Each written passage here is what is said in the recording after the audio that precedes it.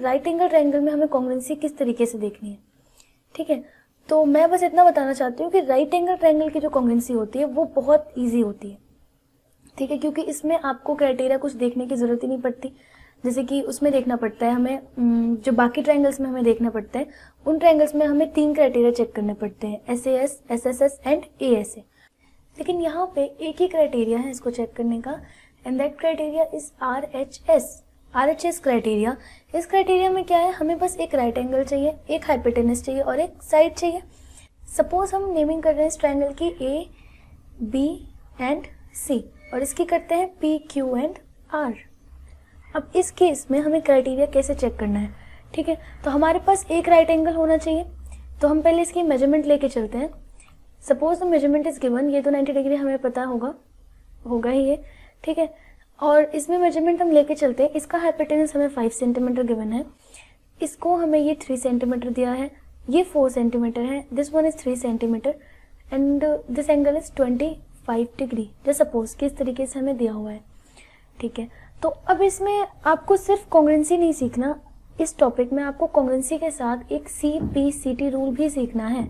CPCT rule क्या होता है इसको भी सीखेंगे, और ये सिर्फ RHS मीन्स के सिर्फ राइट एंगल वाले कॉन्ग्रुएंसी में नहीं होता, ये हर ट्रायंगल के कॉन्ग्रुएंसी में प्रूव होता है, ठीक है। तो पहले इसकी कॉन्ग्रुएंसी हम प्रूव कर लेते हैं, कैसे होगी। हमें सबसे पहले इसमें एक राइट एंगल चाहिए, तो हमें राइट एंगल मिल गया। Will right angle B equals angle Q equals 90 degree, ठीक है, because the triangle is right angle triangle. Then we will write BC is equals to QR, BC QR के equal हमें दिख रहा है and both are equal to 3 centimetre दिख रहे हैं हमें। उसके बाद हम इसमें एक हाइपोटेनस चाहिए। इस केस में हम क्या करें, मीन्स कि हमारे पास एक राइट एंगल हमें मिल गया, एक साइड हमें मिल गई, राइट एंगल हमें मिल गया ना B और Q, उसके बाद साइड हमें BC QR मिल गई इक्वल। हमें चाहिए एक हाइपोटेनस, और हाइपोटेनस एक ही होता है राइट एंगल ट्रायंगल में, तो यहाँ पे 5 सेंटीमीटर है, हमें इसका हाइपोटेनस फाइंड आउट करना पड़ेगा। तो हाइपोटेनस निकालने के लिए हम पाइथागोरस अगर लगाएं तो रूट अंडर 4 का स्क्वायर प्लस 3 स्क्वायर होगा, क्योंकि परपेंडिकुलर बेस गिवन है, तो P square plus B square under root gives H। तो this will be equal to 16 plus 9 and both will be equal to 25 and it equals 5 centimetre. यानी कि इसका hypotenuse भी क्या आ गया, 5 सेंटीमीटर, है ना।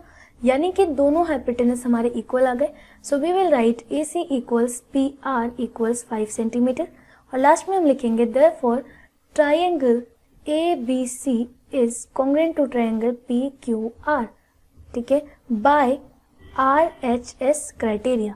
हमें ये लिखना पड़ेगा, ठीक है, कि किस क्राइटेरिया से जो है ये दोनों ट्रायंगल इक्वल हो रहे हैं। तो ये हो गया हमारी कॉन्ग्रुएंसी हमें कैसे प्रूव करनी है। और यहाँ पे भी कॉरेस्पॉन्डिंग साइड्स और एंगल्स का ध्यान रखना है कि जब दोनों ट्रायंगल आपस में कोलैप्स करेंगे या कोइंसाइड करेंगे तो दोनों में सही तरीके से बैठनी चाहिए। 3 वाली सेंटीमीटर और 3 सेंटीमीटर दोनों साइड्स जो है आपस में कोइंसाइड करनी चाहिए। जो AB और PQ लाइन है ये आपस में कोइंसाइड करनी चाहिए, और हाइपोटेनस दोनों आपस में कोइंसाइड करने चाहिए, ठीक है। हमें इस चीज का ध्यान रखना है। अब आते हैं नेक्स्ट कि CPCT रूल क्या होता है। यही 2 टॉपिक थे जो हमारे छूट गए थे, एक CPCT रूल, एक था कॉन्ग्रुएंसी अमंग ट्रायंगल्स, ठीक है। तो CPCT रूल क्या होता है हम ये सीखते हैं पहले। सपोज इस क्वेश्चन में हमने ट्रायंगल की कॉन्ग्रुएंसी को प्रूव किया।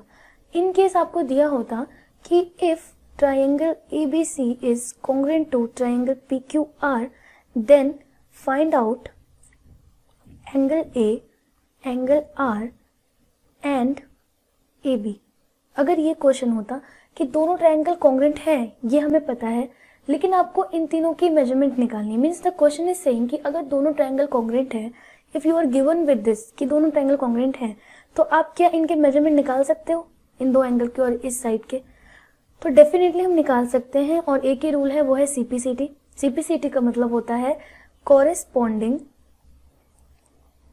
पार्ट्स ऑफ कॉन्ग्रुएंट ट्रायंगल्स, ठीक है। This is the full form for CPCT। और इसका रूल लगता कैसे है वो देखते हैं। सबसे पहले हम लिखेंगे कि triangle ABC and PQR are congruent, ये दोनों ट्रायंगल आपस में कॉन्ग्रुएंट है। Therefore all the corresponding sides of triangle ABC will be equal to all the corresponding sides of triangle PQR। Please always remember this कि जब भी 2 triangle आपस में कॉन्ग्रुएंट होते हैं तो दोनों ट्रायंगल्स के corresponding sides and corresponding angles दोनों हमेशा इक्वल होते हैं। तो यहाँ पे हम देखें तो BC और QR कॉरेस्पॉन्डिंग थे आपस में, हाइपोटेनस दोनों के इक्वल थे, इसलिए ये दोनों कॉरेस्पॉन्डिंग थे आपस में। इसका मतलब क्या हुआ कि AB और PQ साइड भी कॉरेस्पॉन्डिंग होंगे, और AB PQ अगर कॉरेस्पॉन्डिंग है तो AB will be equal to PQ and this will be equal to 4 centimetre, है ना। तो हमने AB का फाइंड आउट किया। नाउ कम्स की एंगल A क्या होगा। तो अगर AB, BC और AC लाइन में अगर ये सब कॉरेस्पॉन्डिंग है तो angle P will be corresponding to angle A, therefore angle P and angle A will be equal and hence angle A will be equal to 25 degree। तो ये हो गया angle A equals to 25 degree। Why? Because angle A and angle P both are equal by CP CT। You need to write this in bracket कि CP CT की वजह से हम इसे इक्वल कर रहे हैं और इसका मेजरमेंट हम ऐसे फाइंड कर रहे हैं। उसके बाद आता है नेक्स्ट कि हमें निकालना है एंगल R क्या होगा। तो एंगल R तो सिंपली हम निकाल सकते हैं कैसे, इस ट्रायंगल की एंगल सम प्रॉपर्टी होगी 180 डिग्री, हर ट्रायंगल की होती है। तो 180 डिग्री में से 90 + 25 हम माइनस कर दें अगर, तो हम निकाल सकते हैं एंगल R का मेजरमेंट। तो करते हैं इसको, माइनस करते हैं, माइनस करेंगे तो हमारा आंसर आएगा 65 degree. Therefore angle R will be 65 degree and similarly angle C also will be 65 degree.